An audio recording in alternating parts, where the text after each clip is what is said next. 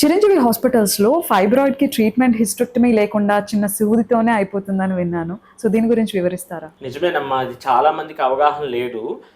ఇంకా చిన్న వయసులోనే ఈ రోజుల్లో ఫైబ్రాయిడ్స్ వల్ల హిస్టెక్టమీ చేసి యుటరస్‌ని తీసేయాల్సొస్తుంది. రైట్. ఆ రైట్. యుటరస్ సర్జరీ కూడా మేజర్ సర్జరీ. చిన్న వయసులోనే చాలామంది భయపడడము, తప్పక తీయించుకుంటాము.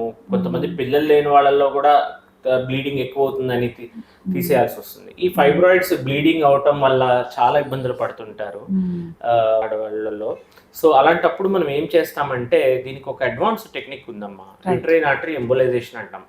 ఏదైతే ఫైబ్రాయిడ్‌కి రక్త ప్రసరణ సప్లై చేస్తుందో ఆ బ్లడ్ వెసల్‌ని టార్గెటెడ్‌గా మనం సెలెక్టివ్ ఎంబోలైజేషన్ అనేది చేసి ఓన్లీ ఆ ఫైబ్రాయిడ్ సైజ్ తగ్గేయడంతో పాటు ఆ సిమ్టమ్స్ లైక్ బ్లీడింగ్ ఇవన్నీ కూడా తగ్గిపోతాయి.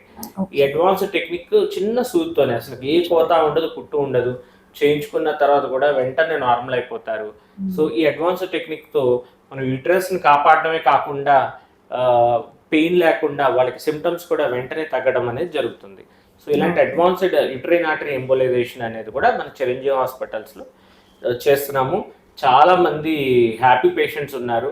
సో, ఈ యూట్రైన్ ఎంబోలైజేషన్ చేసుకొని వాళ్ళ యూటరస్‌ని కాపాడుకుంటూనే ఫైబ్రాయిడ్‌కి ట్రీట్మెంట్ అందడం జరిగింది.